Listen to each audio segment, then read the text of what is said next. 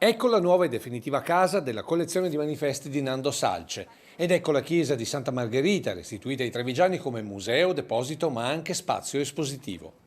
Oggi l'inaugurazione della seconda e più importante parte del progetto per dare una sede definitiva ai quasi 50.000 pezzi raccolti dal ragionier Ferdinando del 1895 che con il testamento del 1962 donò allo Stato. Stato, nella fattispecie Ministero della Cultura e poi anche Regione Veneto, che in 7 anni hanno investito 7 milioni di euro per recuperare nella chiesa di San Gaetano i laboratori di restauro e questa lungo il Sile questo spazio conservativo unico nel suo genere.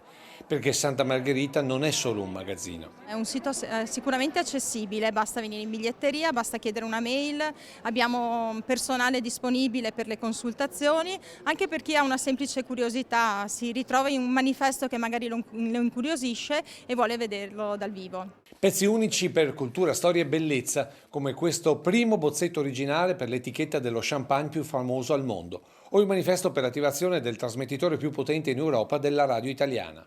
Immagini che coinvolgono tutti, dentro e fuori i confini nazionali, per un museo destinato a fare la differenza anche nella scelta degli itinerari turistici. Oggi definitivamente facciamo il salto di qualità, diventiamo a tutti gli effetti una città turistica perché abbiamo una proposta internazionale da proporre ai nostri turisti. Noi abbiamo sempre puntato sulla bellezza e sulla qualità che caratterizzano la nostra città e caratterizzano anche la selezione del turismo che noi vogliamo portare qui da noi. Ci pone veramente come bandierina sul Gotha mondiale dell'illustrazione del Novecento, perché pensate che siamo secondi solo al Museo della Pubblicità di Parigi, quindi è un'eccellenza veramente mondiale. Manifesti che diventano spettacolo per chi varca la soglia del museo con proiezioni che diventano cascate interattive o che riportano il ciclo di Sant'Orsola di Tommaso da Modena dove era prima che l'abate Bailo lo staccasse per salvarlo dalla distruzione napoleonica.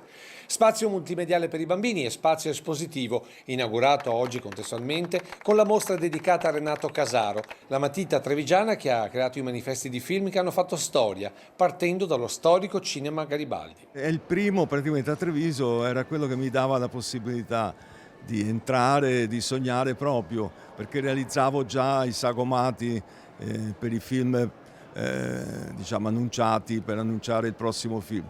Il primo che ho fatto, mi ricordo, era Ulisse con Kirk Douglas. 170 i manifesti per relativi film esposti fino a fine anno del maestro che il sindaco Mario Conte ha nominato ambasciatore mondiale della cultura trevigiana.